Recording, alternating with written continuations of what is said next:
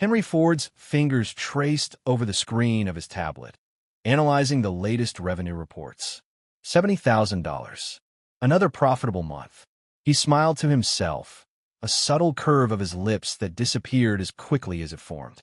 The numbers were impressive. His tech logistics company had exceeded expectations again, but no one in his personal life would ever know. For the kitchen downstairs, he heard the front door slam and his wife's voice call out his name, irritation lacing each syllable. Henry took a deep breath, closed the financial app, and pulled up a fake bank statement showing a modest income. The transformation was complete from millionaire CEO to struggling mid-level manager in seconds. "Henry, I've been calling you." Sophia's voice grew louder as she climbed the stairs to his home office. He turned in his chair just as she appeared in the doorway. Even annoyed, Sophia Ford was beautiful, her dark hair falling in perfect waves around her shoulders, her makeup flawless despite the afternoon shopping trip. But the scowl on her face marred what had once attracted him. "Sorry, I was focused on work," Henry said, his voice calm and measured. Sophia snorted, tossing her designer purse onto the small couch in the corner of his office. "Work, right? What little of it you have." She crossed her arms over her chest. Veronica called. She and David just bought a summer house in the Hamptons. Henry's expression remained neutral. Sophia's sister and her surgeon husband were frequent topics of conversation, usually as points of comparison. "That's nice for them." "Nice. It's more than nice, Henry. It's what success looks like." She gestured around the modest office, at the simple furniture and basic decor of their comfortable but unremarkable suburban house in Charlotte. "Not this." Henry observed her silently. Over their 10 years of marriage, he'd watched as the charming, vibrant woman he'd fallen for transformed into someone materialistic and cold. The change hadn't happened overnight, but rather in small increments, a complaint here, a comparison there, until resentment became her default state. "We're doing fine, Sophia," he said quietly. "Fine." She laughed, a brittle sound lacking humor. "Veronica's husband brings home triple what you make in a month." "Triple? And you think we're doing fine?"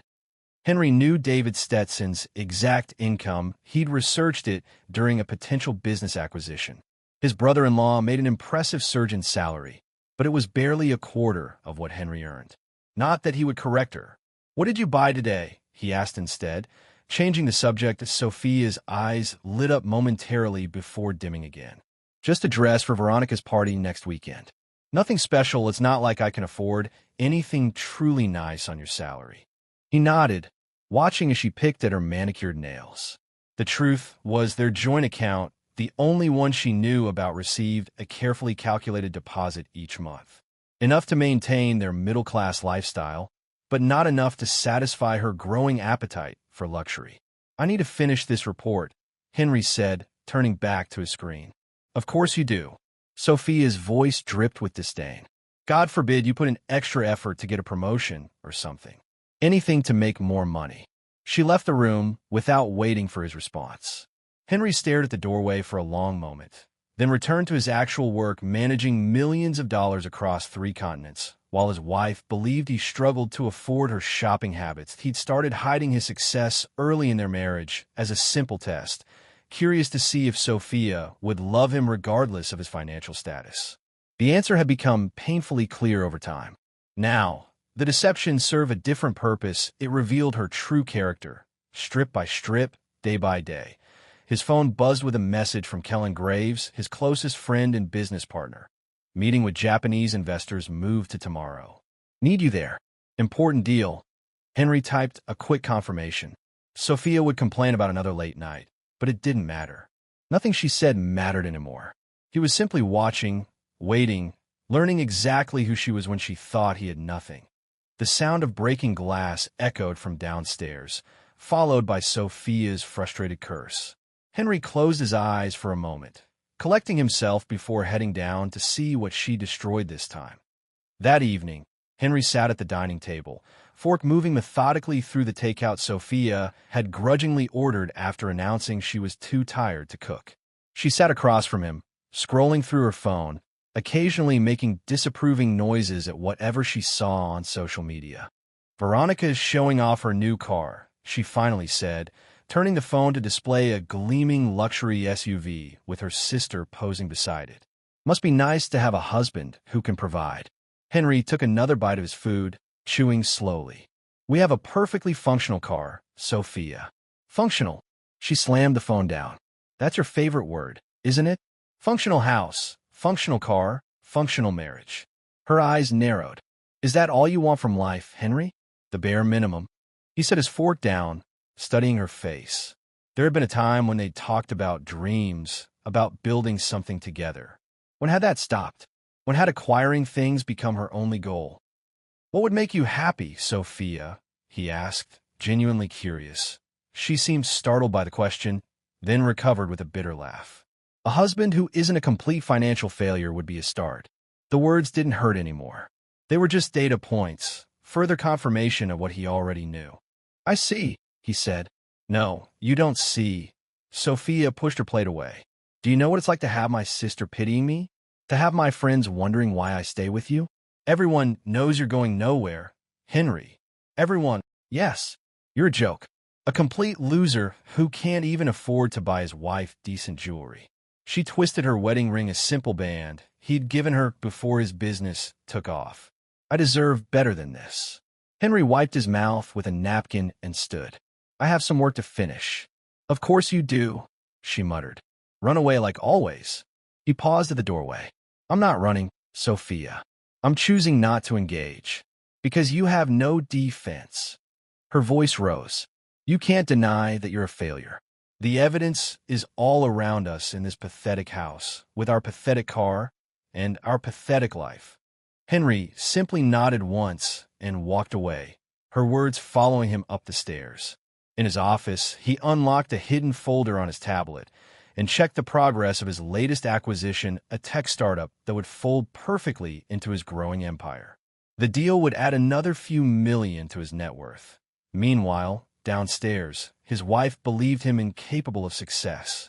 The irony wasn't lost on him. It had ceased to be an experiment years ago. Now, it was just a waiting game, waiting for the right moment to show her exactly who and what she'd been belittling all this time. The clock on Henry's dashboard read 9:45 p.m. as he pulled into the driveway of their suburban home. The meeting with the Japanese investors had run longer than expected, but the results were worth it. A new partnership that would expand his logistics operations into East Asia, opening markets he'd been targeting for years. He sat in the car for a moment, transitioning from the powerful CEO who had just closed a multi-million-dollar deal to the supposedly struggling husband Sophia expected to find. The mental shift was practiced, almost automatic now. The house lights were all on, which wasn't a good sign. Sophia usually retreated to the bedroom early when he worked late, streaming shows and ignoring him when he eventually came home. Lights meant she was waiting up. Waiting up meant confrontation.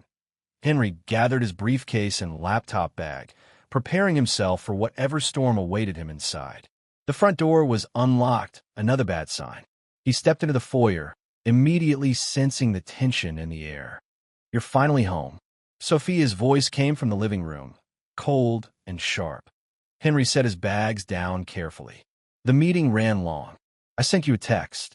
Oh yes, your very important meeting. She appeared in the doorway, arms crossed over her silk robe. Her hair was pulled back in a tight ponytail, her face flushed. What was it this time? Another pointless project that won't lead to a promotion. It was productive, he said simply, moving toward the kitchen to get some water. He could feel her following him, tension radiating from her body. Productive, she repeated mockingly. You know what would be productive, Henry? Actually making enough money to live decently. He filled a glass from the tap and turned to face her.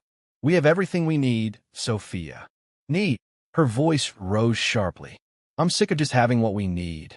Veronica has what she wants. All my friends have what they want. I'm the only one stuck with. She gestured at him dismissively, this. Henry took a slow sip of water, studying her over the rim of the glass.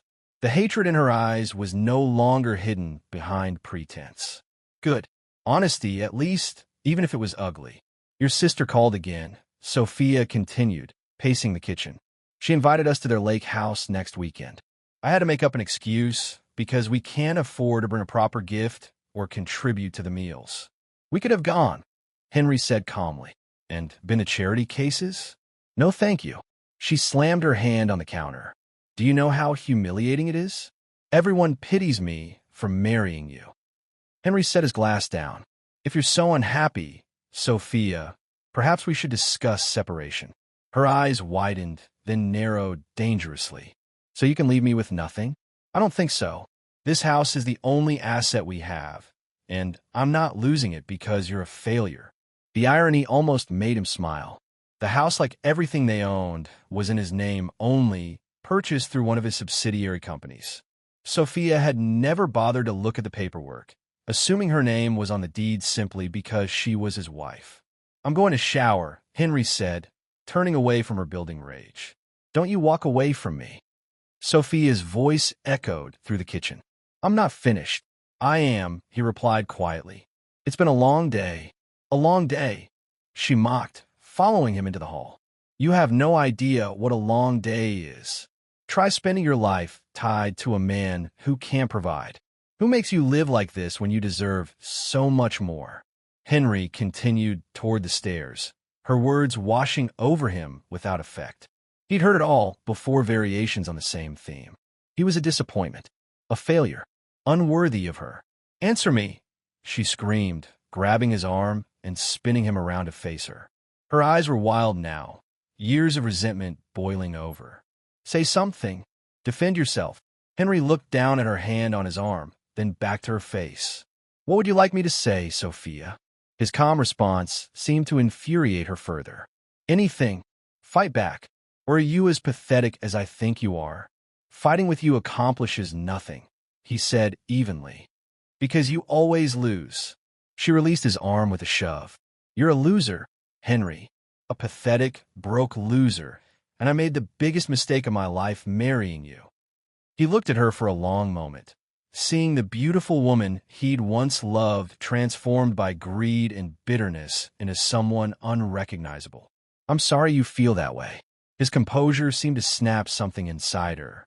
With a wordless cry of rage, Sophia spun toward the kitchen.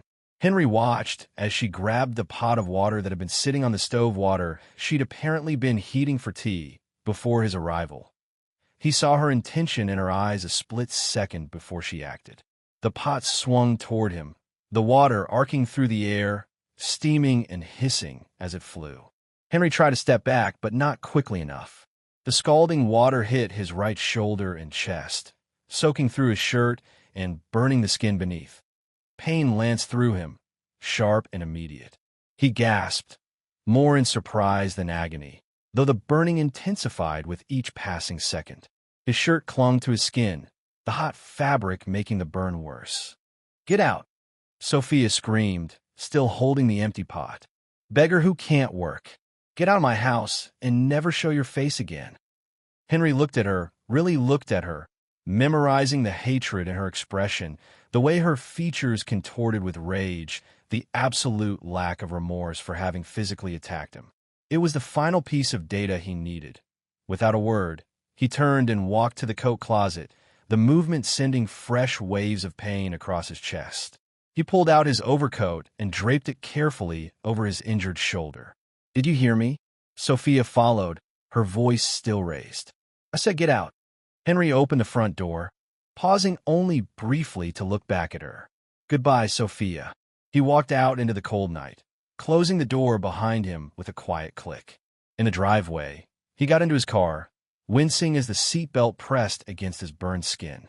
He started the engine and pulled away from the house, from the woman who had just assaulted him, from the facade he'd maintained for years. Yes, he drove. Henry pulled out his phone and made 2 calls. The first to Kellen Graves, who answered on the second ring. It's time, Henry said simply. She finally crossed the line. Kellen's voice was unsurprised. Yes, implement the contingency plan. All of it. Henry's voice remained steady despite the pain radiating from his shoulder. With pleasure, Kellen replied. Where are you headed? The penthouse. Have Dr. Miller meet me there. Henry added, I'll need him to document some burns. The second call was to his lawyer, giving brief, precise instructions that would set everything in motion. By morning, Sophia would understand exactly what she had done. By morning, her world would begin to crumble.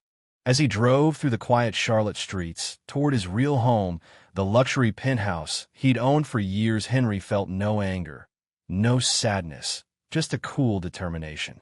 He had given Sophia every chance to show her true character, and she had not disappointed. Now she would face the consequences of loving money more than integrity. The burn on his shoulder throbbed painfully, but Henry welcomed it. Physical pain was clarifying, focusing, and he needed to be absolutely focused for what came next. Sophia Ford woke to the unfamiliar sound of voices outside her bedroom window. Male voices, businesslike and brisk. For a moment, she lay still, confused by their presence, then remembered the events of the previous night, Henry walking out after her justified outburst. Good riddance, she thought, stretching languidly across the bed she no longer had to share. He'd probably spent the night at a cheap motel, licking his wounds. Maybe the experience would finally motivate him to do something with his pathetic career. The voices grew louder, accompanied by the sound of something being hammered into the ground. Curious, Sophia rose and walked to the window, brushing aside the curtain to see what was happening. Her heart stuttered in her chest.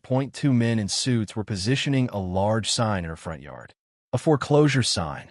What the hell? She muttered, blinking rapidly as if the sight might disappear. But the sign remained, its bold red letters announcing property foreclosed for all the neighbors to see. Sophia grabbed her robe, hastily tying it around her waist as she rushed downstairs and flung open the front door. "Excuse me," she called to the men. "There's been a mistake. This house isn't foreclosed." One of the men, older with graying hair and a clipboard, looked up at her with practiced indifference. "Are you Sophia Ford?" "Yes, and this is my house. You need to remove that sign immediately." The man consulted his clipboard. "Ma'am, this property is owned by Ridge Point Holdings, not by you or your husband. It's been legally repossessed as of 7 a.m. this morning." "That's impossible." Sophia's voice rose.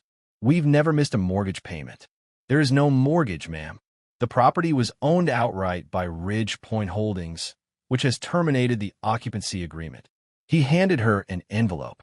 "This contains the legal documentation and notice to vacate. You have 24 hours to remove your personal belongings." Sophia stared at the envelope, her mind racing. "Ridge Point, what? No, this house is in our name. My husband and I bought it 5 years ago." The man shook his head.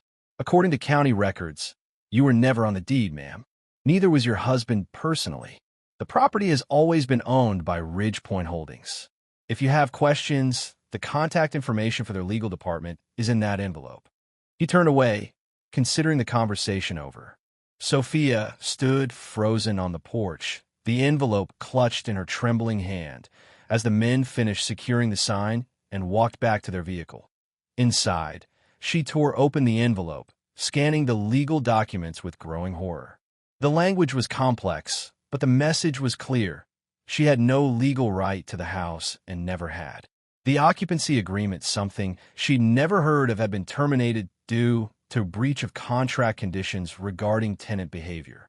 Sophia rushed to Henry's office, frantically searching for the house paperwork they'd signed years ago. She found the folder in his filing cabinet, labeled House Documents, and spread the papers across his desk. There was the purchase agreement she remembered signing. But as she examined it closely, she realized with growing dread that it wasn't a standard mortgage. It was indeed an occupancy agreement between Henry and a company called Ridge Point Holdings. Her signature was there, but only as an approved occupant, not an owner. "This can't be happening," she whispered, hands shaking as she continued to search through the papers. "This can't be real." A sudden electronic beep from downstairs startled her. Then another, and another, the sounds of appliances powering down.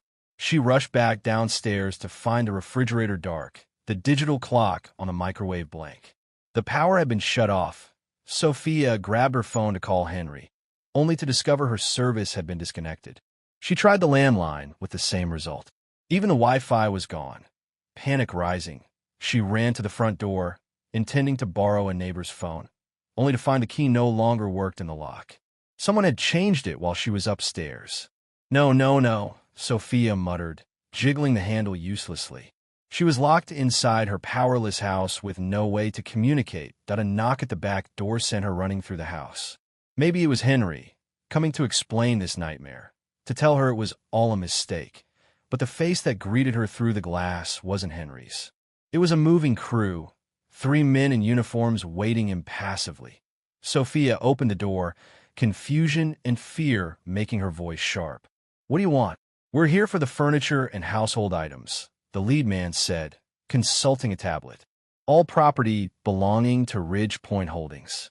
Nothing here belongs to Ridge Point Holdings, Sophia snapped. Everything in this house is mine and my husband's. The man shook his head. Not according to our work order, ma'am. We have a detailed inventory of items to remove, which is everything except personal clothing and effects. He showed her the tablet screen, which displayed a comprehensive list of every piece of furniture, every appliance, even the artwork on the walls. This is insane, Sophia protested. You can't just take everything. We have legal authorization. He handed her another document. If you interfere, we're instructed to call the police. You're welcome to stay and monitor, but we have a job to do. Numb with shock, Sophia watched as the team entered her house and began efficiently wrapping and removing items. The sofa where she'd sat countless evenings. The dining table where she'd hosted dinner parties. The bed where she'd slept last night. All loaded into a large moving truck parked in the driveway. As they worked, the reality of her situation began to sink in. Henry wasn't a financial failure. He couldn't be. No financial failure could orchestrate something like this, which meant the doorbell rang, interrupting her spiraling thoughts. Sophia ran to answer it, hoping against hope for salvation. Instead, she found her sister Veronica standing on the porch, designer sunglasses perched on her perfect nose, expression unreadable. Veronica, Sophia cried. Thank God you're here. Something terrible is happening. The house is being repossessed. They're taking everything. I know, Veronica cut her off coldly. It's all over the neighborhood chat. Sophia Ford being evicted from home she never owned. Quite the scandal. Sophia stared at her sister in disbelief. Aren't you going to help me? Veronica removed her sunglasses, revealing eyes filled not with sympathy, but with contempt. Help you? After how you behaved? After how you've treated Henry? Why would I do that? What are you talking about? Henry is a loser who? Oh my God, you still don't get it. Veronica laughed, a sharp, unpleasant sound. Your husband is Henry Ford, founder and CEO of Nexus Logistics Group. He's worth millions, Sophia. Millions. And you treated him like garbage. Sophia felt the blood drain from her face. That's not possible. He makes $70,000 a month. Try $700,000 a month minimum. And that's just his reported income. Veronica's smile was vicious. So, the beggar actually owned everything?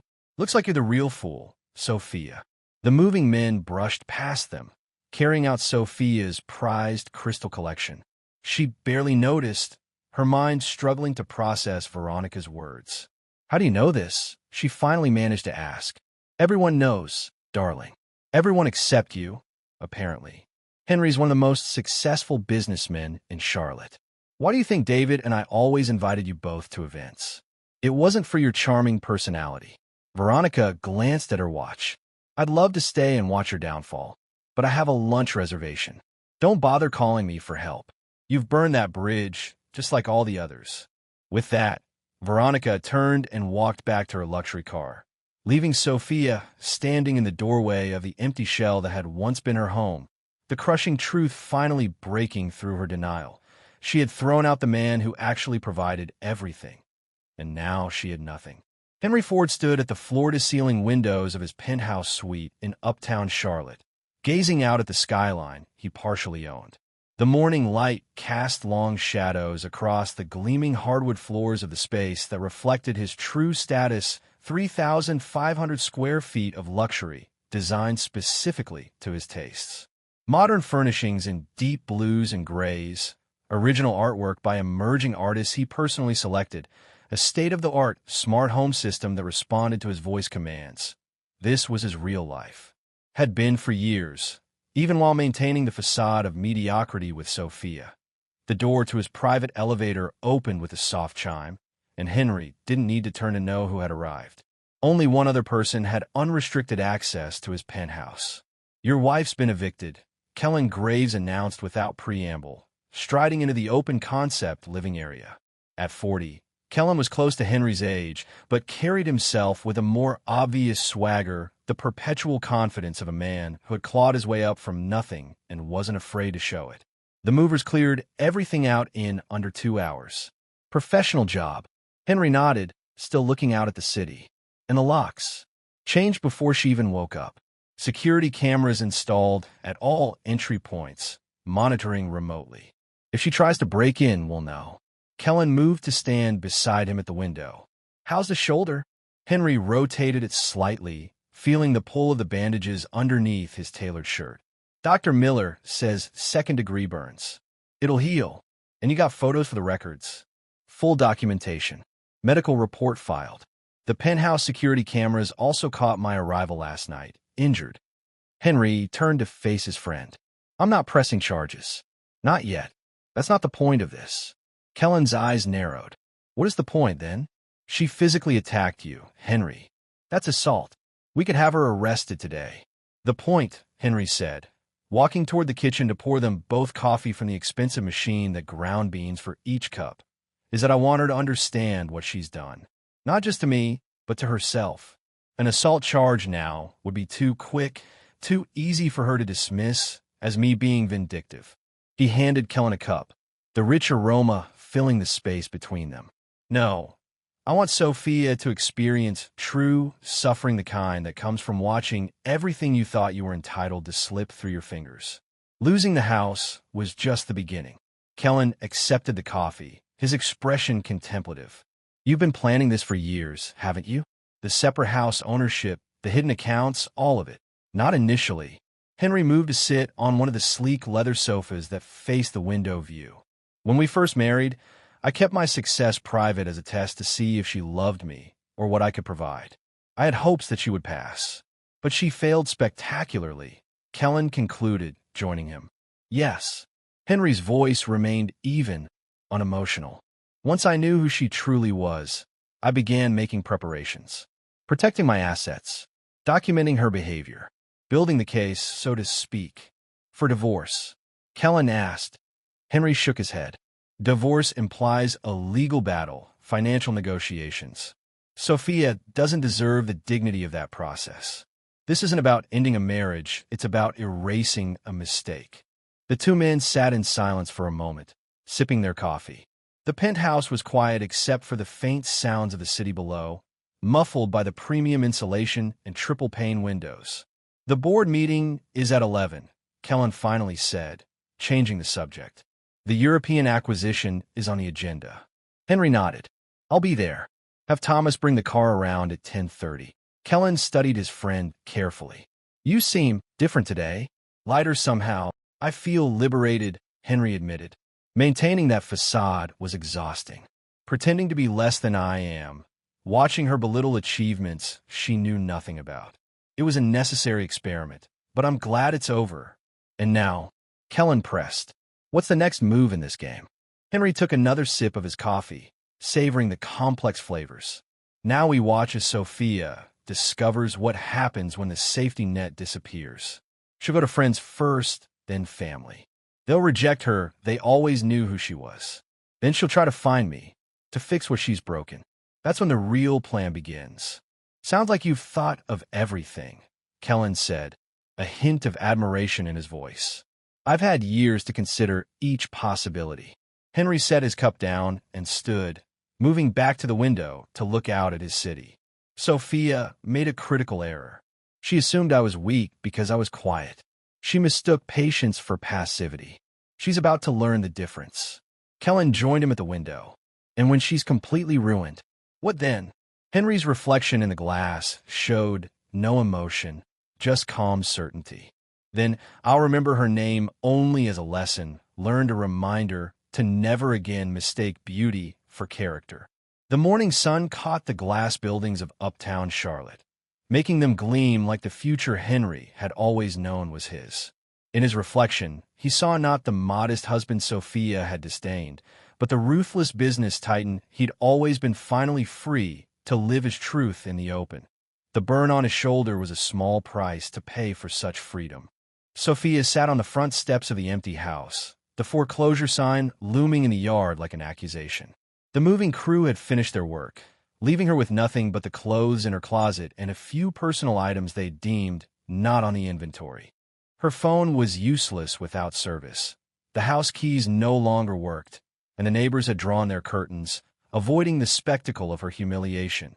She needed help. She needed a friend. With shaking hands, Sophia gathered the few possessions she could carry: a small suitcase of clothing, her purse, the worthless phone, and began the walk to Brielle Knox's house 6 blocks away. Brielle had been her best friend for years.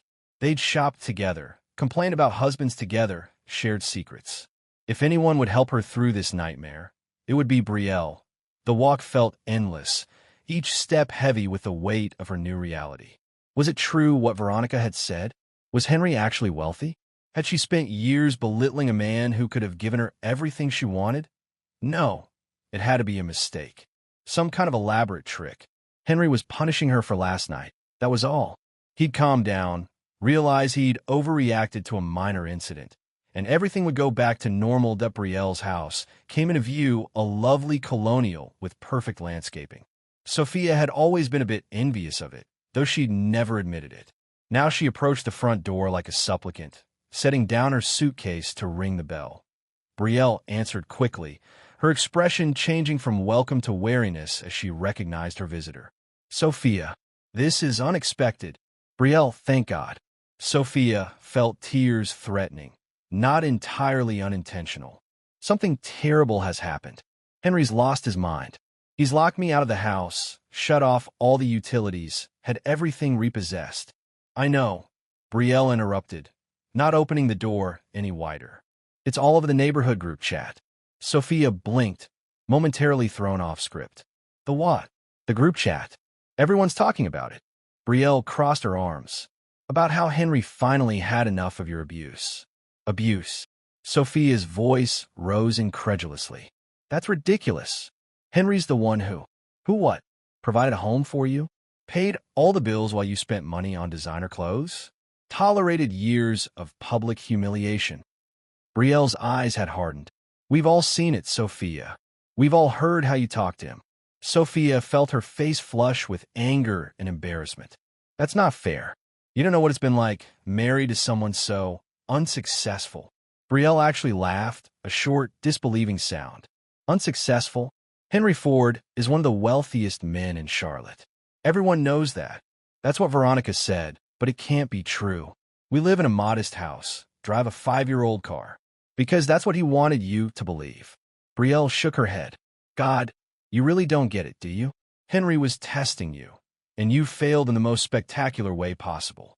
Sophia stared at her supposed friend, the reality of her situation becoming clearer with each passing moment.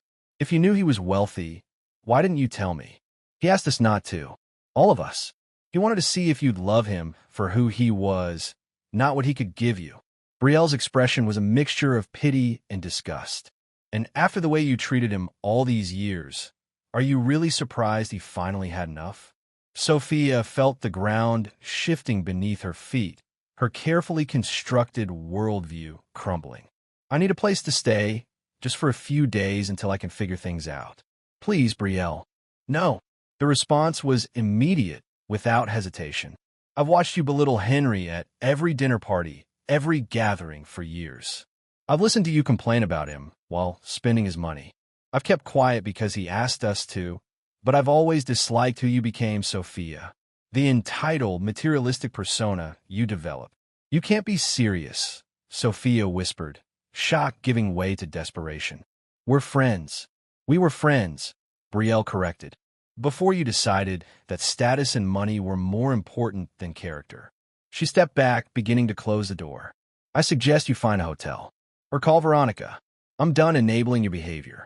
The door closed with a definitive click, leaving Sophia standing on the porch, her suitcase at her feet, with one less option and one more confirmation of Henry's deception. As she turned to leave, she noticed the neighbors watching from windows and porches. Word had spread quickly. Her humiliation was now a public spectacle. She lifted her chin, mustering what dignity she could, and walked away from Brielle's house with no destination in mind. Hotel wasn't an option. Her credit cards were all joint accounts with Henry, likely frozen by now. Friends were apparently not friends at all. That left only one possibility, one she dreaded almost as much as homelessness. Veronica. 2 hours and 3 declined rideshare payment methods later, Sophia stood outside her sister's mansion in the exclusive Myers Park neighborhood of Charlotte. The house had always intimidated her. 10,000 square feet of ostentatious wealth, a monument to Veronica's successful marriage to surgeon David Stetson. Now it represented her last hope. Sophia pressed the intercom button at the gate, swallowing her pride. Yes. Veronica's voice crackled through the speaker. It's me, Sophia said, trying to keep the desperation from her voice. I need to talk to you. A long pause followed. Then the gate swung open without further comment. Sophia trudged up the long driveway, her suitcase feeling heavier with each step. By the time she reached the imposing front door, Veronica was waiting, leaning against the doorframe with an expression of barely concealed satisfaction. Well, she said, looking Sophia up and down. How the mighty have fallen. Sophia bit back a retort. She couldn't afford to alienate her last potential lifeline. I need a place to stay, just until I sort things out. Veronica raised a perfectly shaped eyebrow. And why would I help you? After all the times you've looked down on me and David, pretending your life was so perfect? I never looked down on you, Sophia protested weakly. Please. Veronica's laugh was sharp. Every time I mentioned a new purchase or trip, you had some passive-aggressive comment about flashy displays of wealth, or how you and Henry preferred a more modest lifestyle. As if it was a choice and not a necessity. Sophia looked down at her feet, unable to deny the accusation. She had said those things, trying to mask her envy with moral superiority. I'm sorry, she said finally, the words feeling foreign on her tongue. I was jealous. Obviously, Veronica examined her manicure. And now you need my help. Ironic, isn't it? Veronica, please. I have nowhere else to go. Her sister studied her for a long moment, then stepped aside. You can stay in the guest house. Temporarily. Relief flooded through Sophia. Thank you. I promise I won't be a bother. You already are, Veronica said flatly. But family is family, even when they're awful. She led the way through the house, toward the back. There are conditions, of course. Sophia followed, trying not to notice the luxury surrounding her, the marble floors, the designer furniture, the original artwork that probably cost more than her entire wardrobe. What conditions? You'll work for your keep, Veronica said over her shoulder. My regular housekeeper is on vacation, and I need someone to fill in. Sophia stopped walking. You want me to be your maid? Veronica turned, her smile cold. Beggars can't be choosers, Sophia. Either accept the offer or find a shelter. The humiliation burned through her, but Sophia had no alternatives. Fine, she managed through gritted teeth. I'll do it. Excellent. Uniforms are in the guest house closet. You start tomorrow at 7 a.m. I'll leave a list of duties. Veronica continued walking toward the back of the house. Oh, and Sophia, if you steal anything, I'll have you arrested. Don't think I won't. The guest house was actually a converted pool house, luxurious by most standards, with a small kitchenette, bathroom, and studio living space, but modest compared to the main house. Sophia set her suitcase on the bed, the reality of her situation sinking in further. She, Sophia Ford, would be cleaning her sister's toilets tomorrow. The thought was so absurd, so completely at odds with the life she'd imagined for herself, that she began to laugh, a high, slightly hysterical sound that quickly transformed into sobs. She sank onto the bed, burying her face in her hands as the tears came, hot and bitter. How had everything fallen apart so completely in less than 24 hours? When the tears finally subsided, Sophia moved to the small sofa by the window, staring blankly at the pool and manicured grounds beyond. The sun was setting, casting long shadows across the perfectly maintained lawn. In the guest house's small television, she found a remote and turned it on, needing a distraction from her thoughts. The local news appeared on screen, and Sophia was about to change the channel when a familiar face made her freeze. Henry. Her Henry, or rather, the man she'd thought was her husband, was on screen in a tailored suit that probably cost thousands, speaking at what appeared to be a business conference. The caption beneath him read, "Henry Ford, CEO of Nexus Logistics Group, announces expansion into Asian markets." She increased the volume, hearing his voice confident, authoritative, nothing like the mild-mannered tone he'd used at home. "This partnership represents a $400 million investment in our trans-Pacific operations," he was saying to a room full of reporters. Nexus Logistics Group continues to lead the industry in innovative supply chain solutions. The reporter's voice over-continued. Ford, whose net worth is estimated at over $200 million, has been quietly building his logistics empire for the past decade, becoming one of Charlotte's most successful business leaders. Sophia's jaw dropped. $200 million. Her husband, the man she'd called a beggar, a failure, pathetic, was worth $200 million.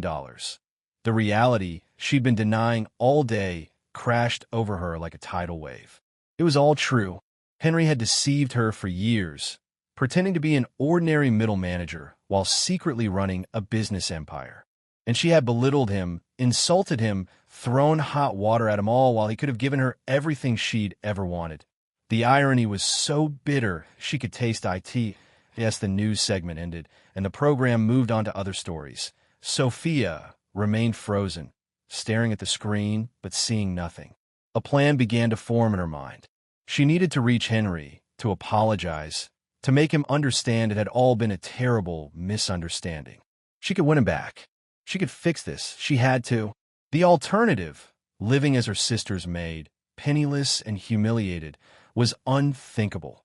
With renewed determination, Sophia stood. Somehow, she would find Henry and convince him to forgive her. She would play whatever role necessary, say whatever he wanted to hear. She would get back what was rightfully hers. What she didn't know, what she couldn't know, was that Henry Ford was just getting started with his revenge. Henry sat at the head of the conference table in the Nexus Logistics Group headquarters, a modern glass and steel building in uptown Charlotte that bore his company's distinctive blue and silver logo. Around him, 12 board members and executives waited attentively, tablets and notepads ready. The European acquisition was proceeding smoothly, but that wasn't why Henry had called this particular meeting. He had a more personal agenda item to discuss. "Before we conclude," Henry said, his voice calm but commanding, "I want to bring up a potential acquisition that wasn't on the original agenda." Kellen, seated to his right, gave a slight nod of encouragement. He was the only one who knew what was coming. "Wexler Distributors," Henry continued, activating the presentation screen at the center of the table. Financial data for the regional distribution company appeared, along with its logo. A family-owned business that's been struggling for the past 3 years, primarily due to outdated practices and significant debt accumulation. The board members studied the information, some with confusion evident on their faces. "With respect, Henry," said Janet Coleman, the CFO, "Wexler is a relatively small company that doesn't align with our current acquisition strategy. Their distribution network overlaps significantly with facilities we already own, and their technology infrastructure is at least a decade behind ours." Henry nodded, acknowledging the point. "You're correct on all counts, Janet. On paper, Wexler doesn't make sense as an acquisition target." "Then why are we discussing it?" asked Marcus Reynolds, head of strategic development. "Because sometimes business decisions serve multiple purposes." Henry swiped to the next slide, showing the company's ownership structure. Wexler Distributors is owned primarily by George Wexler, with minority stakes held by various family members, including his nephew, Dylan Wexler, who serves as operations manager. He paused, letting the information sink in. "George Wexler is my former father-in-law." A ripple of understanding moved through the room. Everyone at the table knew of Henry's recent separation. The company rumor mill had been active, though few knew the details. I see, Marcus said carefully. And you're proposing we acquire this company for personal reasons? I'm proposing we acquire this company because it's vulnerable, undervalued, and can be purchased at a significant discount, Henry corrected smoothly. The personal connection simply brought it to my attention. The business case is what I'm presenting today. He advanced to the next slide, showing a breakdown of Wexler's assets and liabilities. Despite poor management, Wexler owns several key properties in strategic locations. Their client list, while modest, includes some regional players we've been trying to partner with. And their existing contracts for 3 government distribution channels would save us years of bureaucratic navigation. The board members studied the new information with more interest. What's your proposed strategy if we acquire? Janet asked. Full integration of viable assets, dissolution of redundant operations, Henry replied. We would not maintain Wexler as a separate brand. The name would be retired, the management team replaced, and approximately 70% of their workforce either reassigned or let go, including the Wexler family members currently employed there. Marcus asked pointedly. Henry's expression remained neutral, especially the Wexler family members. Their management practices are the primary reason the company is failing. Kellen spoke up for the first time. I've reviewed the preliminary numbers. If we move quickly, we can acquire Wexler at about 60% of its actual asset value. They're desperate for cash and don't have time for a lengthy negotiation period. How desperate? Janet wanted to know. They have a major loan payment due at the end of the month, Henry explained. Without an influx of capital, they'll default and likely face bankruptcy within 60 days. The room fell silent as the board considered the proposal. Henry waited patiently, knowing he'd presented a solid business case regardless of his personal motivations. I move that we authorize the acquisition team to pursue this opportunity, Marcus finally said. The price point and strategic assets make sense, regardless of the connection to your former in-laws. I second the motion, Janet added, but with the stipulation that you, Henry, remain at arm's length from the negotiations due to the personal connection. Henry nodded. I had already planned to recuse myself from the direct negotiations. Kellen will lead the acquisition team, with support from legal and finance. The vote was unanimously in favor. As the meeting adjourned and the board members filed out, Kellen remained behind, waiting until they were alone before speaking. That went even better than expected, he commented. You made it impossible for them to object on business grounds. Because it is a sound business decision, Henry replied, gathering his materials. The personal satisfaction is merely a bonus. A significant bonus, Kellen noted with a slight smile. George Wexler has been feeding Sophia's entitlement for years. Taking his company will devastate him financially and personally. Henry stood, straightening his tie. George taught his daughter that status and money were the only measures of worth. Now he'll learn the consequences of that lesson alongside her. And Dylan? Kellen asked, referring to Sophia's cousin. Dylan gets the same treatment as the rest of the Wexler management team, Henry said coldly. He's been riding his uncle's coattails for years, collecting a substantial salary for minimal work while constantly reminding everyone of his family connection. His competence doesn't justify his position. They walked together toward Henry's private elevator. How long before the acquisition is complete? Henry asked. With the board approval, we can move aggressively. 2 weeks, maybe less.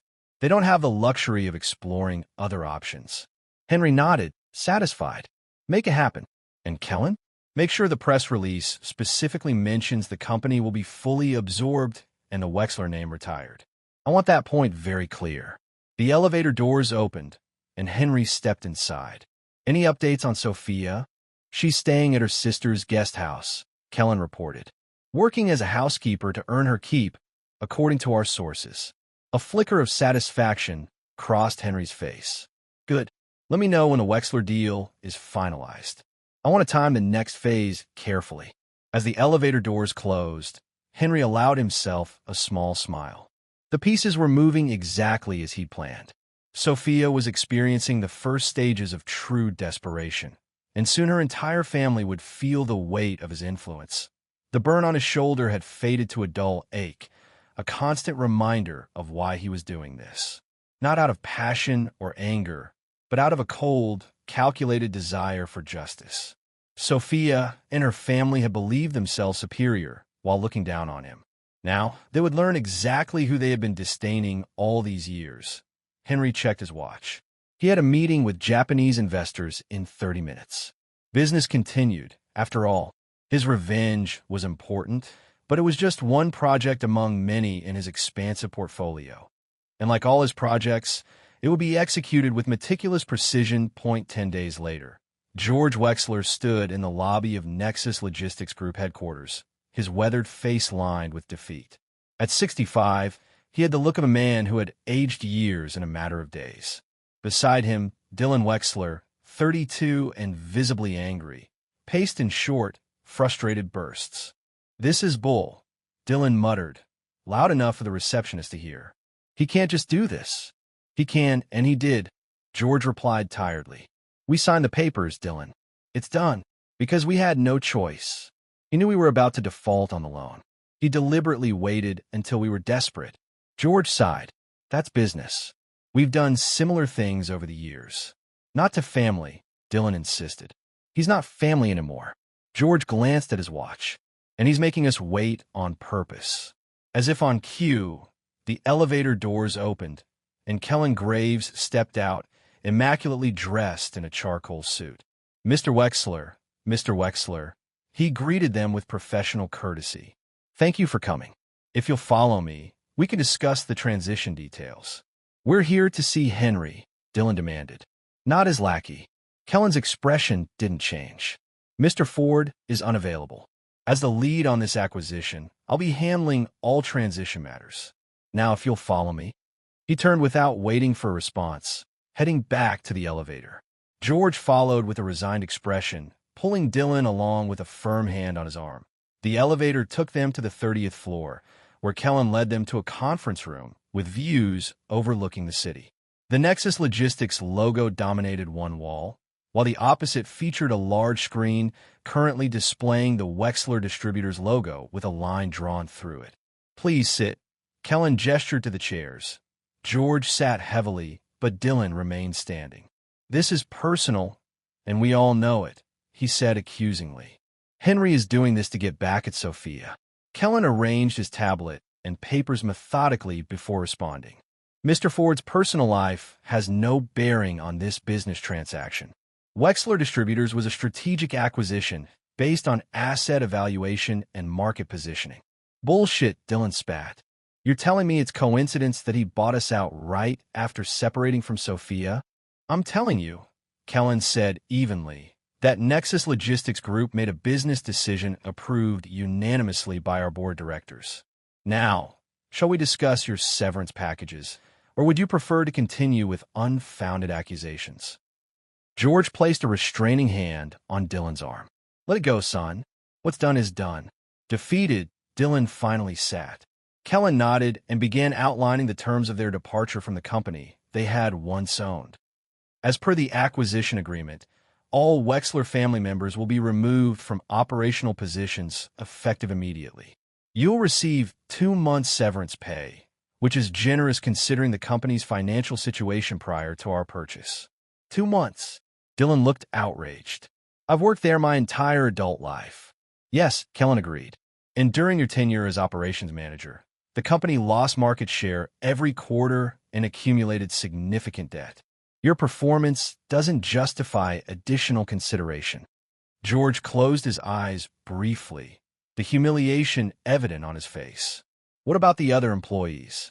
There are people who've been with us for decades. Non-family employees will be evaluated individually," Kellen explained. "Those with valuable skills may be offered positions within Nexus.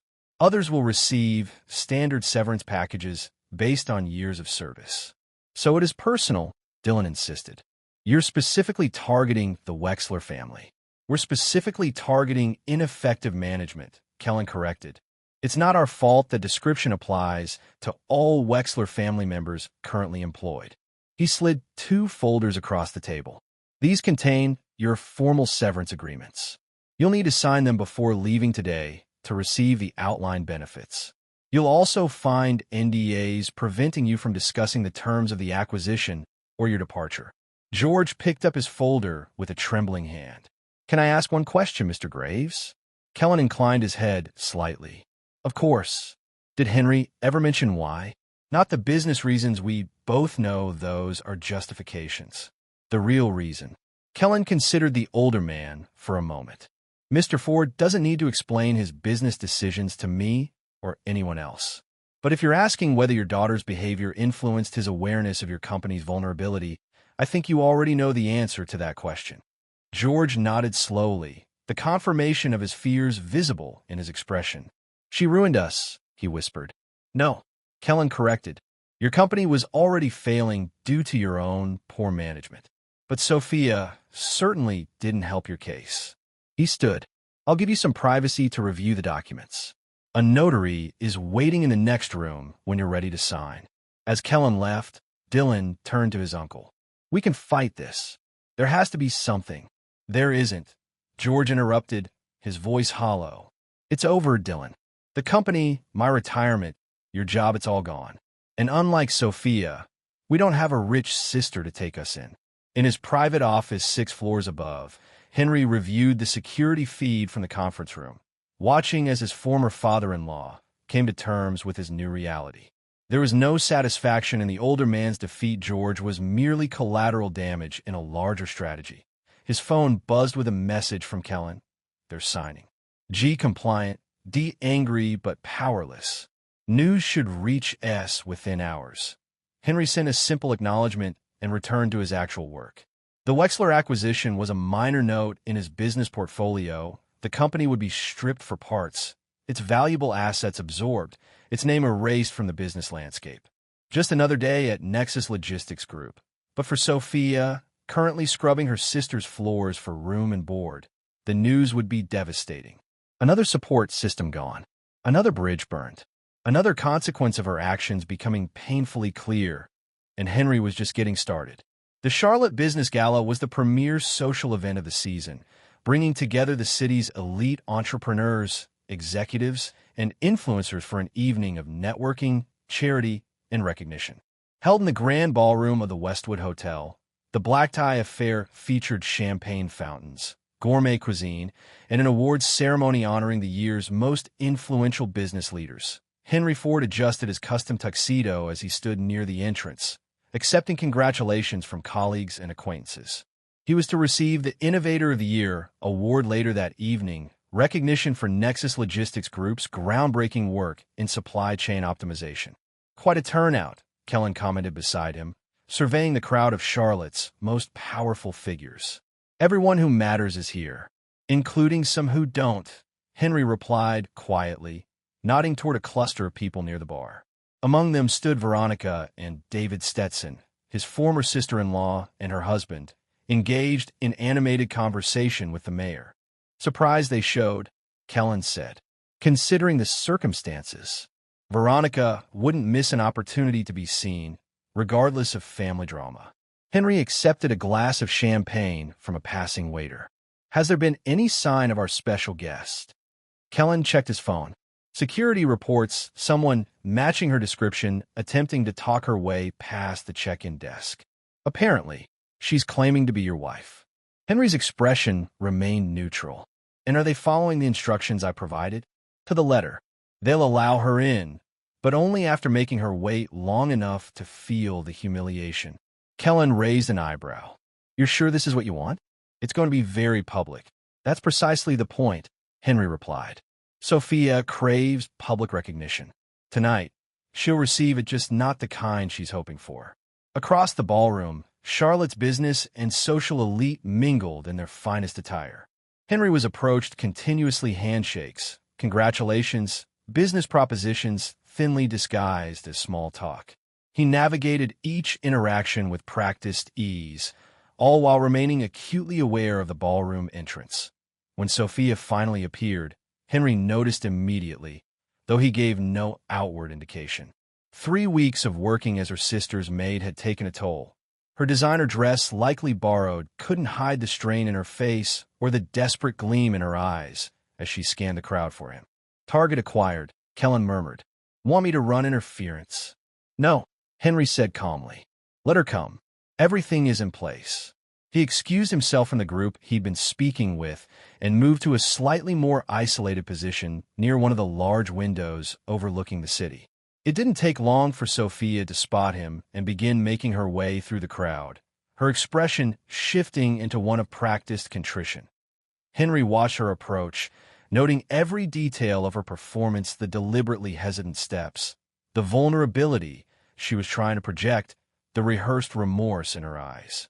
He'd seen this act before, when she wanted something particularly expensive or when she'd gone too far with her criticism and feared he might finally stand up for himself. It had never worked on him, even when he'd pretended it did. Henry, she said softly, stopping a few feet away. Thank you for letting me in. I wasn't sure you would. He regarded her silently, his face impassive. You look wonderful, she continued, filling the silence nervously. Congratulations on your award. I always knew you would be successful. The blatant lie might have been amusing if it weren't so pathetic. Henry remained silent, simply watching her squirm under his gaze. Please, Sophia finally said, her voice dropping to a whisper. Can we talk? Just for a few minutes? There's been a terrible misunderstanding. A misunderstanding, Henry repeated, his voice cool and controlled. Is that what you call throwing boiling water at me? A misunderstanding. Sophia glanced around nervously, aware that nearby guests were beginning to notice their interaction. I was upset. I didn't mean to hurt you. Yet you did. Henry's words were precise, measured. You meant to hurt me for years, Sophia. With your words, your disdain, your constant reminders of how disappointed you were in the husband you thought I was. I didn't know, she pleaded, taking a step closer. Several heads were now turning their way. I didn't know who you really were. If you had known I was wealthy, you would have treated me differently, Henry finished for her. That's not a defense, Sophia. It's a confession. Tears welled in her eyes, calculated, he knew. Sophia had always been able to cry on command when it served her purposes. I made a mistake. A terrible mistake. But people deserve second chances, don't they? The opportunity to make things right. More people were watching now, the drama unfolding between them drawing attention from across the ballroom. Henry saw Veronica and David observing from a distance, their expressions a mixture of embarrassment and morbid curiosity. Forgiveness, Henry finally said, loud enough for those nearby to hear clearly. You mistake me for a weaker man. He made a subtle gesture to Kellen, who pressed a button on his phone. Instantly, the large screens positioned around the ballroom for the awards presentation flickered to life. The elegant gala graphics disappeared, replaced by security camera footage. The footage showed their kitchen, date, and timestamp clearly visible in the corner. Henry walking away, Sophia screaming. Then the moment that had changed everything, Sophia grabbing the pot of boiling water and deliberately throwing it at his retreating back, the splash visible as it hit him, his body jerking in pain. The audio was crystal clear. Beggar who can't work, get out of my house and never show your face again. A collective gasp went through the ballroom as hundreds of Charlotte's elite witnessed Sophia's assault. The footage froze on her face, contorted with rage, the empty pot still in her hands. Oh my God, Sophia. Veronica's whispered words carried in the sudden silence of the room. Sophia stood frozen, her face drained of color as she stared at the damning evidence displayed on every screen in the ballroom. The calculated tears had stopped, replaced by genuine shock and horror. It wasn't. She stammered, unable to form a coherent defense. It wasn't what? Henry asked, his voice level. Wasn't you physically assaulting your husband? Wasn't you calling the CEO of a $500 million company a beggar? The footage seems quite clear, Sophia. She looked around wildly, seeing nothing but shocked and disgusted faces surrounding them. Her carefully crafted image, the wronged wife seeking reconciliation, had been shattered in seconds. I didn't come here to embarrass you, Henry continued, though they both knew that was exactly his intention. I came to accept an award for the business success you spent years belittling. Your presence is neither required nor welcome." He gestured subtly, and two security personnel materialized at Sophia's sides. "These gentlemen will escort you out," Henry said, "unless you'd prefer to make an even greater spectacle of yourself." Sophia's shock gave way to desperate anger. "You can't do this to me. I'm your wife." "Ex-wife. As of this morning," Henry corrected her. "The divorce was finalized at 9 a.m. You'll be receiving the papers tomorrow. You contested nothing, as you had no legal standing to do so." The security guards each took one of Sophia's arms, gently but firmly. "You'll regret this," she hissed, her true nature emerging as her performance fell away. "You think you've won, but I'll find a way to make you pay." Henry almost smiled at the empty threat. "Goodbye, Sophia. I suggest using the service entrance. It's more appropriate for your current status." As the guards led her away, the murmurs in the ballroom grew louder. Henry nodded to Kellen, who signaled for the screens to return to the gala presentation. The moment of public spectacle was over, but the damage to Sophia's reputation was complete. Veronica approached cautiously, her husband trailing behind her. "Henry, I had no idea she was planning to come tonight. I would have stopped her if—" "It's fine, Veronica." Henry cut her off politely. "Sophia made her choices. Now she's facing the consequences." "The footage," Veronica said hesitantly. "You've had it all this time."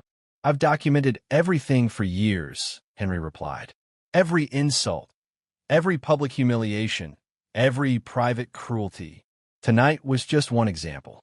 David Stetson cleared his throat uncomfortably. "She's been working for us, as I'm sure you know. After tonight, well, it might be best if alternative arrangements were made." Henry nodded. "Do what you need to do. Sophia is no longer my concern." As they walked away, Kellen rejoined him. "That went exactly as planned," he observed. "Her reputation in this city is finished." "Yes," Henry agreed, taking a sip of his champagne. "And with it, her last hope of social redemption." The evening continued, the incident becoming the whispered topic of conversation throughout the gala.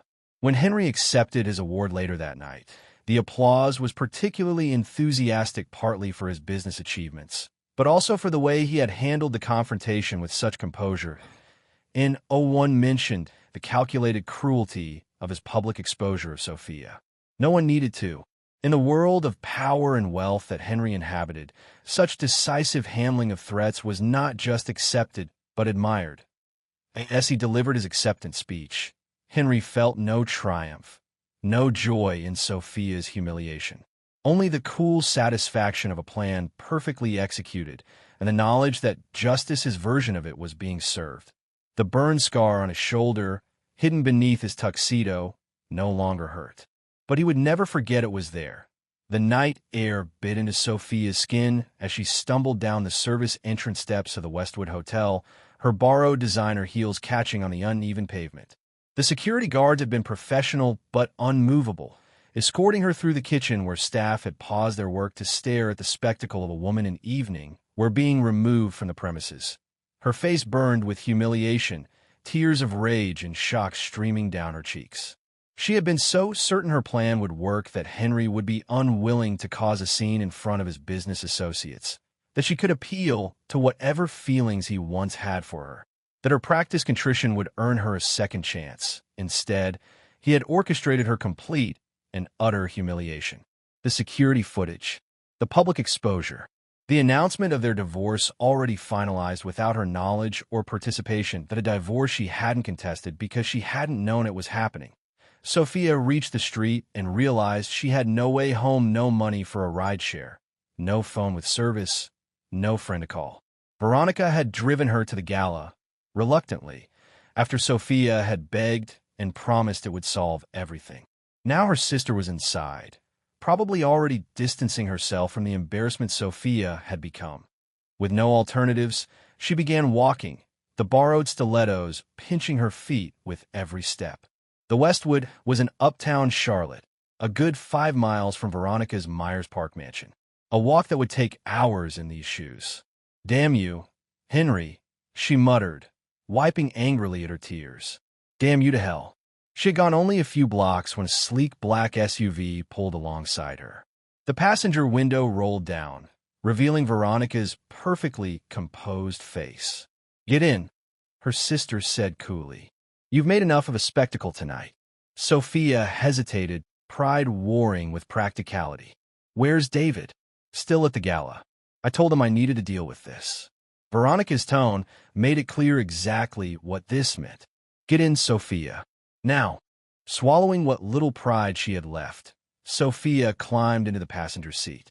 Neither woman spoke as Veronica navigated the vehicle through Charlotte's evening traffic, the silence heavy with unspoken recriminations. Finally, as they turned onto the tree-lined street leading to Veronica's neighborhood, Sophia broke. "He set me up. He wanted to humiliate me." "No," Veronica said sharply. "You humiliated yourself. Henry simply let everyone see who you really are. That video, it wasn't what it looked like. I was provoked." Veronica barked a harsh laugh. "Provoked? By what? His success? His patience? His willingness to let you believe he was struggling financially while you treated him like garbage?" She shook her head in disgust. "I saw the footage, Sophia. Everyone saw it. There is no defense for what you did." They pulled into Veronica's circular driveway, the mansion's exterior lights illuminating the pristine landscaping. Veronica parked, but didn't immediately exit the vehicle. "Tonight was the final straw," she said, staring straight ahead. "David and I have decided it's best if you find somewhere else to stay." Sophia turned to her sister in shock. "What? You can't be serious." "I'm completely serious." Veronica finally looked at her, eyes cold. "We have a reputation in this city, Sophia. Businesses that depend on our good name. We can't be associated with this." She gestured vaguely at Sophia's tear-streaked face. "I'm your sister," Sophia protested, panic rising in her chest. "Where am I supposed to go? That's not my problem anymore." Veronica's voice was final. "You have until morning to collect your things from the guest house. I've left $500 on the bed, enough for a week at a budget motel while you figure out your next steps." "A motel?" Sophia repeated incredulously. "You want me to stay in some roach-infested dump while you live in this mansion?" "What I want," Veronica said with deadly calm, "is for you to face the consequences of your actions for once in your life. You threw boiling water at your husband, Sophia. You physically assaulted a man who gave you everything and asked for nothing but basic respect in return. And you've been nothing but a burden since you arrived at my home." She exited the vehicle, pausing to add, "The security system will be recoded in the morning. Don't try to come back after you leave." Sophia sat frozen in the passenger seat, unable to process the rapid disintegration of her life. In less than a month, she had gone from comfortable suburban wife to her sister's maid to, what? Homeless? Destitute? Eventually, she made her way to the guest house, each step heavy with dread. Inside, she found a promised $500 on the bed, along with a small suitcase not her own, but one Veronica had apparently provided for her to pack her meager belongings. The message was clear: pack what will fit. The rest stays. Sophia sat on the edge of the bed, staring at the money, more cash than she'd held in years, yet barely enough to sustain her for a week. The reality of her situation crashed over her in waves. No home, no husband, no job skills, no friends. Even her sister had abandoned her, all because she had believed the illusion Henry had created that he was unsuccessful, lacking ambition, worthy of her contempt. An illusion she had eagerly embraced because it allowed her to feel superior, to blame him for her dissatisfaction, to justify her increasingly cruel behavior. And now she had nothing. Absolutely nothing. With mechanical movements, Sophia began packing the few items of clothing she had accumulated during her weeks at Veronica's. Most were plain, practical things she'd purchased for her housekeeping duties, a far cry from the designer wardrobe she'd once possessed. Yes, she folded a simple cotton blouse. A bitter laugh escaped her. She had spent years looking down on people who worked service jobs, who lived paycheck to paycheck, who struggled to make ends meet. Now she would be joining their ranks, but without their skills or experience or work ethic. She was, in every sense, getting exactly what she deserved.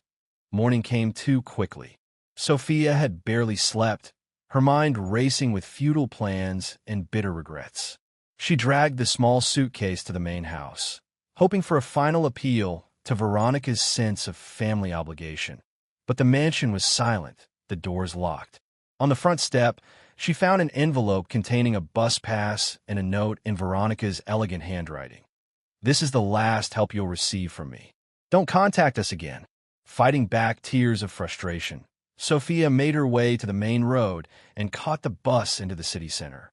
She had no destination in mind, just a vague plan to find an affordable motel and then, what?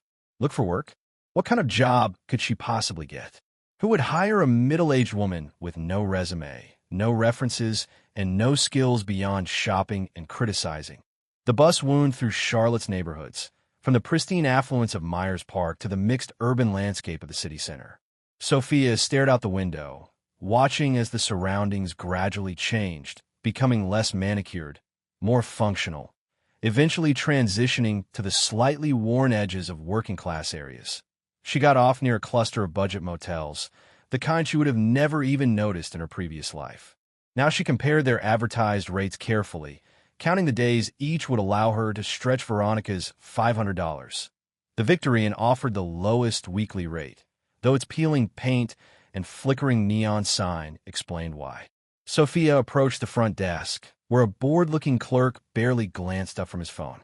"Need a room," she said, trying to keep the defeat from her voice. "The weekly rate." The clerk pushed a form toward her. "ID and credit card for incidentals." "I'll be paying cash," Sophia said, fingering the bills in her purse. "And I don't. My ID was recently stolen. I'm waiting for a replacement." The clerk finally looked at her properly, taking in her appearance the expensive dress from last night, now rumpled from sleeping in it, the designer shoes scuffed from walking, the carefully maintained hair, now limp and unwashed. "Cash only is an extra 50 deposit," he said after a moment. "No ID means you'll need to pay for the full week up front." Sophia nodded mutely, counting out the bills. Almost half of her money, gone in an instant. The clerk handed her a key, an actual metal key, not the electronic card she was accustomed to, and pointed toward a corridor of numbered doors. "Room 114. Checkout is at 11 a.m. on your last day. No refunds, no exceptions." The room was exactly what Sophia expected: small, dingy, with a bed that sagged in the middle and carpet that had seen better decades. The bathroom featured water stains around the fixtures and a shower curtain that reeked of mildew. But it was shelter, a temporary respite while she figured out what to do next. She sat on the edge of the bed, staring at the water-stained wall, and for the first time truly understood what Henry had done.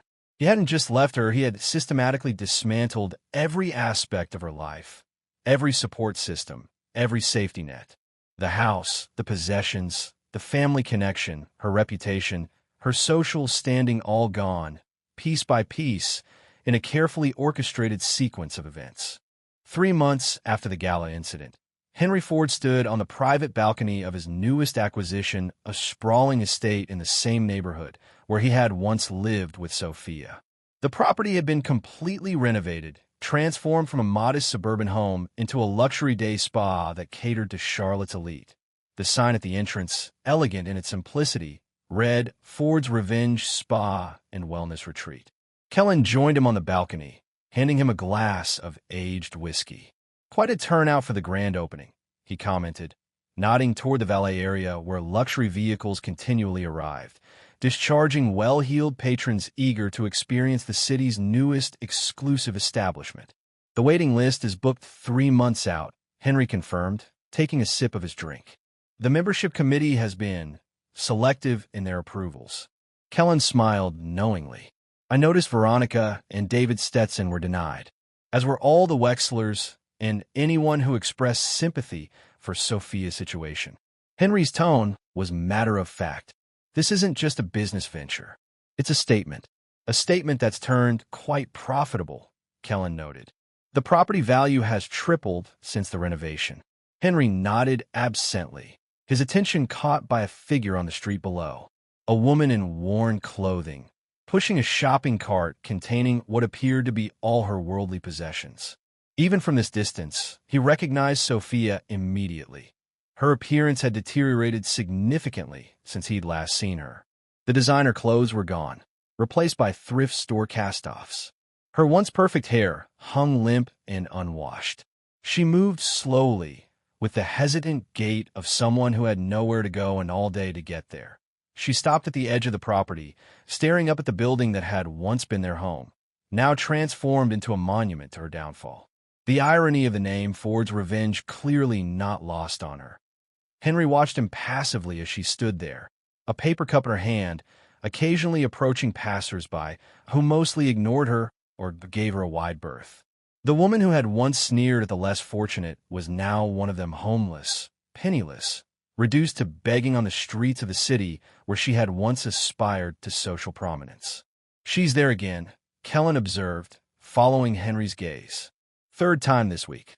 I know, trying to get your attention, most likely. We're hoping you'll take pity on her." Henry took another sip of his whiskey, savoring the complex flavors. "She'll be disappointed on both counts.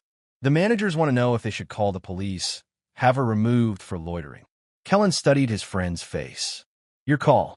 Henry considered the question, watching as Sophia approached another potential donor who quickly walked away. No, he decided. Let her stay. Let her see what she lost. Let her witness others enjoying the luxury she might have shared if she'd been a different kind of person. Kellen nodded, unsurprised by the decision. "So what now?" "The European expansion is proceeding ahead of schedule. The Asian partnerships are exceeding projections. Nexus is more successful than ever." Now, Henry turned away from the sight of his former wife, focusing instead on the view of the city skyline in the distance. "I enjoy the peace that comes with knowing I never forgave, never forgot, and I won." Below, Sophia looked up, somehow sensing she was being observed. Their eyes met across the distance, hers filled with desperation and defeat, his cool and dispassionate. For a moment, they regarded each other, acknowledging the culmination of the path they had traveled. Then Henry simply turned away, dismissing her from his thoughts as easily as he had removed her from his life. He had more important matters to attend to. A business empire to run, a future to build, success to enjoy. Sophia, for the mistake he had methodically erased, was no longer worthy of his attention. "Another drink," Kellen offered, reaching for the whiskey decanter. "Please," Henry replied, settling into one of the balcony's comfortable chairs. "And have Thomas bring up the quarterly reports when he arrives. We should review the projections before tomorrow's board meeting." As the sun set over Charlotte, casting its golden light across the city he had conquered, Henry Ford allowed himself a rare moment of complete satisfaction. Not because of Sophia's suffering that was merely a consequence, not a goal, but because he had proven himself to be exactly who he had always known he was, a man who kept his word, a man who honored his commitments, a man who would never forgive betrayal, a man who always, inevitably, won. The eyes clinked in Miles Trenton's glass as he took another sip of whiskey, his eyes scanning the crowd of well-dressed guests mingling in his living room. The party was in full swing, laughter and chatter filling the air, but Miles felt oddly detached from it all. His gaze settled on his wife, Lana, who was across the room, charming a group of guests with her radiant smile and animated gestures. Something was off. Miles couldn't quite put his finger on it, but the nagging feeling in his gut had been growing stronger over the past few weeks. Lana's late nights at the office, her hushed phone conversations, the growing emotional distance between them, it all added up to something he didn't want to face. Earth to Miles, a voice cut through his thoughts. "You look like you're about to cross-examine that whiskey glass." Miles turned to see Vanessa Adler, his close friend and fellow lawyer, watching him with a raised eyebrow. He forced a smile. "Just thinking about work." Vanessa snorted. "At your own party? Come on, Miles. What's really going on?" Before he could answer, a tall, handsome man with salt and pepper hair approached Lana's group. Miles watched as Braden Huxley, the real estate mogul, inserted himself into the conversation with practiced ease.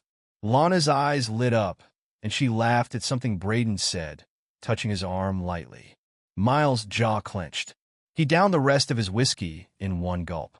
"I need some air," he muttered to Vanessa, setting down his glass and making his way to the patio. Outside, the cool night air helped clear his head. Miles took a deep breath, trying to push away the suspicions that were eating at him. He was a defense attorney, known for his sharp mind and ability to piece together evidence. But right now, he wished he could turn off that part of his brain. "Mr. Trenton?" A quiet voice interrupted his thoughts. Miles turned to see Connor Dade, his private investigator, standing in the shadows. "Connor," Miles nodded. "What have you got for me?" Connor glanced around to make sure they were alone before speaking in a low voice. "I've been tracking Mr. Huxley's movements, as you requested. He's been seen entering your home on multiple occasions while you were at work." Miles felt his stomach drop, but he kept his face impassive. "How many times?" "At least 5 in the past 2 weeks," Connor replied. "Always during your normal office hours." Miles nodded, his mind already racing. "Keep digging. I want to know everything: where they go, what they do, who they talk to. Leave no stone unturned." Connor nodded and melted back into the shadows, leaving Miles alone with his thoughts. He stood there for a long moment, staring out at the manicured lawn, his hands gripping the patio railing so tightly his knuckles turned white. When he finally turned to go back inside, his face was a mask of calm. But inside, a storm was brewing. The party continued, but now Miles watched the room with new eyes. He noticed the subtle glances between Lana and Braden, the way they seemed to gravitate towards each other even when speaking to other people. Each observation was another nail in the coffin of his marriage. As the night wore on, Miles found himself at a table with several colleagues, including Vanessa. He was in the middle of a discussion about a recent high-profile case when Braden approached, a smug grin on his face. "Quite the party, Trenton," Braden said, his voice dripping with false camaraderie. "Your wife certainly knows how to entertain." Miles felt the tension in the air thicken. He looked up at Braden, his face betraying nothing of the rage building inside him. "She does indeed," he replied coolly. Braden leaned in, his voice low but clear enough for those at the table to hear. "Your wife will spend a night with me." The table fell silent. All eyes turned to Miles, waiting for his reaction. He could feel Vanessa tense beside him, ready to intervene if necessary. Miles met Braden's gaze, his voice ice-cold and deadly serious. "You have 30 seconds to leave, or I'll shoot you in the groin, and you'll never feel your dick again." The color drained from Braden's face. He straightened up, his bravado crumbling under Miles' unwavering stare. For a moment, it seemed he might challenge Miles, but self-preservation won out. With a muttered curse, Braden turned and left, pushing his way through the crowd towards the exit. The party quickly began to disperse after that, guests murmuring among themselves about what they had witnessed. Miles remained seated, calmly sipping his drink as if nothing had happened. Vanessa leaned in close. "Miles, what the hell was that about?" "Just taking out the trash," he replied, his voice devoid of emotion.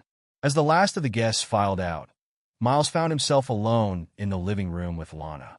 She stood by the fireplace, wringing her hands nervously. "Miles, I can explain," she began, but he cut her off with a raised hand. "Save it, Lana. I know everything." Lana's face crumpled.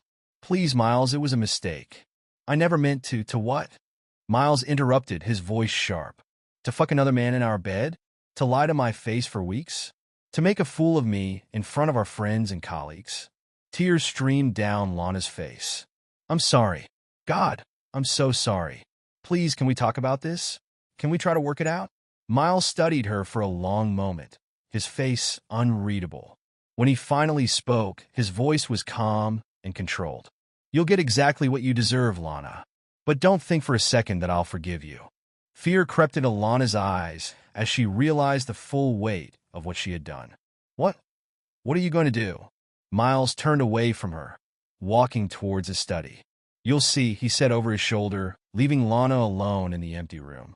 In his study, Miles poured himself another whiskey and lit a cigar. He sat in his leather chair, staring at the wall as he puffed on the cigar, his mind racing. Lana's betrayal wasn't something he could forgive, and he had no intention of letting her or Braden walk away unscathed. He picked up his phone and dialed Connor's number. "Connor," he said when the investigator answered. I need you to dig deeper into Braden Huxley's life. Business dealings, financial records, personal relationships, everything. There's more to this than just the affair, and I intend to find out what it is." "Understood, Mr. Trenton," Connor replied. "I'll get right on it." Miles hung up and leaned back in his chair, blowing a plume of cigar smoke towards the ceiling. The wheels were already turning in his head, plans forming and taking shape. Lana and Braden had no idea what was coming for them. As the first rays of dawn began to peek through the study window, Miles stood and straightened his tie. He had work to do, and he would make damn sure that both Lana and Braden regretted the day they decided to cross him. Miles Trenton didn't believe in forgiveness. He believed in justice, cold, calculated, and merciless, and he was about to show them exactly what that meant. The morning sun filtered through the blinds of Miles Trenton's downtown office, casting long shadows across his desk. He sat back in his chair, fingers steepled, as he listened to the man across from him. "Braden Huxley is a snake," Zane Caldwell spat, his face twisted with disgust. "He's been undercutting my deals for years, but I've never been able to prove he's doing anything illegal." Miles leaned forward, his eyes sharp. "And now?" Zane grinned, sliding a thick folder across the desk. "Now I got something. My inside source has been feeding me information for months. Cooked books, bribed officials, the works." Miles flipped through the documents, his mind already racing with possibilities. He looked up at Zane. "Who's your source?" "Tessa Monroe," Zane replied. "Rising star in Braden's company. She's been itching to take him down from the inside." Miles nodded, a plan already forming. "I'll need to speak with her directly. Set up a meeting, somewhere discreet." As Zane left, Miles picked up his phone. "Connor, I need you to verify some information for me. And keep digging into Braden's personal life. I want to know every skeleton in his closet." The next day, Miles met Tessa Monroe in a quiet cafe on the outskirts of the city. She was younger than he expected, with sharp eyes and a no-nonsense demeanor. "Mr. Trenton," she said, shaking his hand firmly, "I hope you understand the risk I'm taking by meeting you." Miles nodded, his voice low. "I do, Ms. Monroe, and I assure you, it won't be in vain. Tell me everything you know about Braden's operations." For the next hour, Tessa laid out a complex web of fraud and embezzlement. Miles listened intently, occasionally asking for clarification. "Why are you doing this?" he asked finally. "Why turn on Braden now?" Tessa's eyes hardened. "Because he's a predator. He uses people, discards them, and thinks he's untouchable. It's time someone showed him he's not." Miles smiled grimly. "On that, Ms. Monroe, we are in complete agreement." Over the next few weeks, Miles worked tirelessly, building a case against Braden. He coordinated with Zane and Tessa, gathering evidence and lining up witnesses. All the while, he maintained a facade of normalcy at home with Lana. One evening, as they sat across from each other at the dinner table, Lana broached the subject they'd both been avoiding. "Miles," she said hesitantly, "I know things have been difficult between us, but I was hoping we could talk about moving forward, about reconciling." Miles looked at her, his face a mask of calm. "Of course, Lana. I've been doing a lot of thinking, too." Hope flickered in Lana's eyes. "You have?" Miles nodded, taking a sip of his wine. "I have, and I think we need to take things slow, rebuild trust." Lana reached across the table, grasping his hand. "Yes, absolutely. I'll do whatever it takes, Miles. I promise." As Lana squeezed his hand, Miles felt nothing but cold determination. He smiled, the expression not quite reaching his eyes. "I'm glad to hear that, Lana. Very glad indeed." The next day, Miles put the next phase of his plan into motion. He called in favors, spread carefully crafted rumors, and made sure that whispers of Lana's affair reached the right ears. Within days, Lana's phone began ringing less frequently. Clients canceled appointments, citing vague excuses. Her social circle, once vibrant and active, began to shrink. "I don't understand," Lana said one evening, frustration evident in her voice. "It's like everyone's avoiding me. Even the Hendersons canceled their anniversary party booking." Miles feigned concern. "That's strange. Maybe it's just a slow period. I'm sure things will pick up soon." But things didn't pick up. As the weeks passed, Lana's business continued to suffer. Miles watched as she grew more desperate, making frantic calls and sending pleading emails. One night, he overheard her on the phone with Braden. "Please, Braden," she begged, her voice trembling. "I need your help. My business is falling apart, and I don't know what to do." There was a pause, and then Lana's face crumpled. "But I thought we had something special." As she hung up, sobbing, Miles retreated to his study. He poured himself a whiskey and allowed himself a small, satisfied smile. The pieces were falling into place. The next morning, Miles received a call from Connor. "Mr. Trenton," Connor said, excitement evident in his voice. "I've got something big. Braden's been embezzling funds from his own company. Millions of dollars, siphoned off into offshore accounts." Miles gripped tighten on the phone. "Excellent work, Connor. Send me everything you've got. It's time to move." With the final piece of evidence in hand, Miles set his plan in motion. He filed a lawsuit against Braden Huxley on behalf of several former clients, alleging fraud and embezzlement. The day of the trial arrived, and the courtroom was packed. Miles stood before the judge, his voice clear and confident as he laid out the case against Braden. "Your Honor," he said, "the evidence will show that Mr. Huxley has engaged in a systematic pattern of fraud, deceiving not only his clients, but his own employees and business partners." As witness after witness took the stand, Braden's face grew increasingly pale. Tessa Monroe's testimony was particularly damning, providing insider details of Braden's illegal activities. During cross-examination, Miles went for the kill. "Mr. Huxley," he said, his voice deceptively calm, "can you explain the discrepancies in your company's financial records? Specifically, the millions of dollars that seem to have vanished into thin air?" Braden stuttered, sweat beading on his forehead. I don't know what you're talking about. This is all a misunderstanding." Miles approached the witness stand, holding up a stack of documents. "A misunderstanding? These bank records show transfers to offshore accounts in your name. Are you saying these are forgeries, Mr. Huxley?" The courtroom fell silent as Braden's lawyer frantically whispered in his ear. Finally, Braden slumped in defeat. "No," he mumbled. "They're not forgeries." As the judge ordered Braden's assets frozen, pending further investigation, Miles caught Zane's eye in the gallery. The businessman gave him a subtle nod of approval. Outside the courthouse, reporters swarmed around Miles. "Mr. Trenton," one called out, "how does it feel to bring down one of the city's most prominent businessmen?" Miles faced the cameras, his expression serious. "This isn't about bringing anyone down. It's about justice. No one is above the law, no matter how wealthy or well-connected they may be." As the reporters clamored for more, Miles spotted Lana standing at the edge of the crowd, her face a mask of shock and fear. He walked past her without a word, leaving her to face the consequences of her actions alone. That evening, Miles sat in his study, savoring a glass of scotch. His phone buzzed with a text from Connor. Braden tried to flee. Arrested at the airport. Miles allowed himself a small smile of satisfaction. Phase 1 was complete. Braden Huxley was finished. But he wasn't done yet. Not by a long shot. The next morning, Lana found divorce papers waiting for her on the kitchen table. Miles watched impassively as she read through them, her hands shaking. "Miles," she pleaded, tears streaming down her face. "Please don't do this. We can work this out. I'll do anything." Miles met her gaze, his eyes cold. "It's too late for that, Lana. You made your choice. Now you have to live with it." As Lana broke down sobbing, Miles walked out of the house, closing the door firmly behind him. He had a meeting with Zane to discuss the future of Braden's now-defunct company.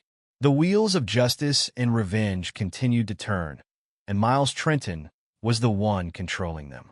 There would be no forgiveness, only consequences. The morning sun cast long shadows across the manicured lawn of Braden Huxley's mansion. Yellow crime scene tape fluttered in the breeze as federal agents swarmed the property, boxes of evidence in their arms. Miles Trenton stood across the street, watching the scene unfold with cold satisfaction. His phone buzzed. It was Connor. "Mr. Trenton," Connor's voice crackled through the speaker. "Braden Huxley is in custody. They caught him at LAX trying to board a private jet to Mexico." Miles allowed himself a small smile. Excellent work, Connor.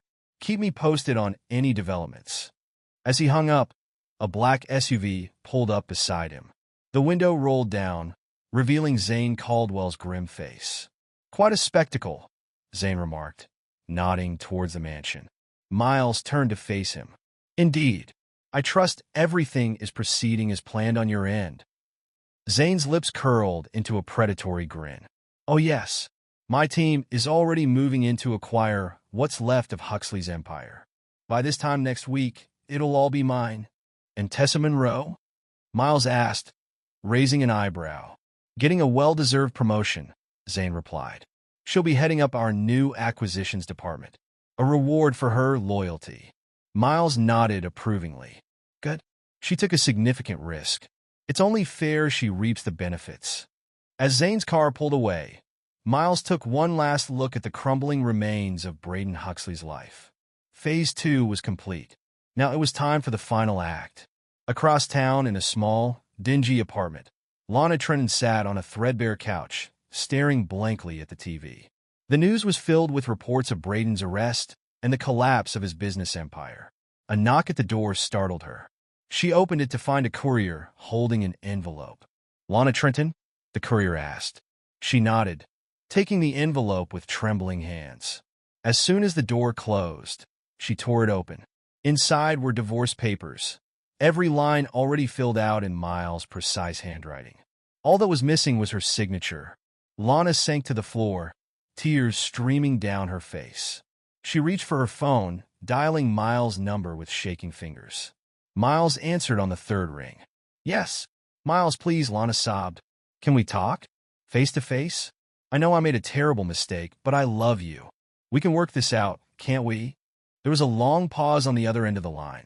Finally, Miles spoke, his voice devoid of emotion. All right.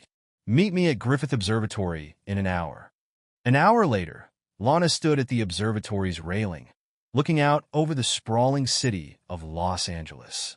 She heard footsteps behind her and turned to see Miles approaching, his face impassive. Miles, she said, her voice thick with emotion. Thank you for coming. He stood beside her, his gaze fixed on the horizon. You wanted to talk. So talk. Lana took a deep breath. I know what I did was unforgivable. But Miles, we've been together for so long. We build a life together. Can't we try to salvage something from this? Miles turned to face her, his eyes cold. Salvage what, Lana? The trust you shattered? The vows you broke? Tell me, what exactly is left to save? Our love, Lana pleaded, reaching for his hand.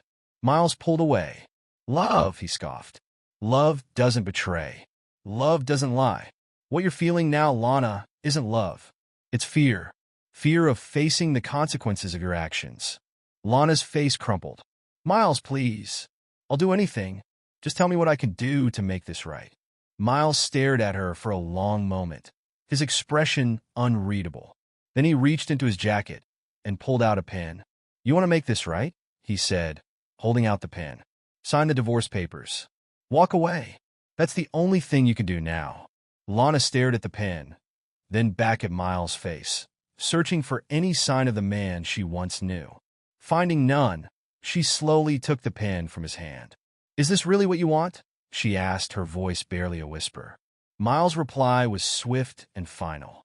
It's what you chose, Lana. The moment you decided to betray everything we built together. With a shaking hand, Lana signed the papers. As she handed them back to Miles, a part of her still hoped for a last-minute reprieve, a sign that all was not lost. But Miles simply tucked the papers back into his jacket. Goodbye, Lana, he said, turning to walk away. Miles, Lana called out, desperation in her voice. Will you ever forgive me? Miles paused, looking back over his shoulder. Some things, Lana, are unforgivable. This is one of them.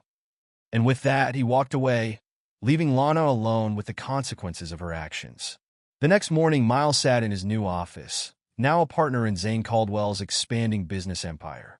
He looked out over the city, a city that had seen the rise and fall of Braden Huxley, the unraveling of his own marriage, and the execution of a plan months in the making. A knock at the door interrupted his thoughts. It was Vanessa. Hey, she said, leaning against the doorframe. How are you holding up? Miles gestured for her to come in. "I'm fine, Vanessa. Why wouldn't I be?" Vanessa sat across from him, concern etched on her face.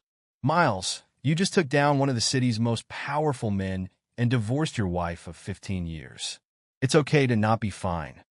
Miles leaned back in his chair, his face a mask of calm. "What's done is done. Brayden and Lana made their choices. I simply ensured they faced the consequences." "And you?" Vanessa pressed. "What consequences are you facing, Miles?" For a moment, a flicker of emotion crossed Miles' face, but it was gone as quickly as it appeared.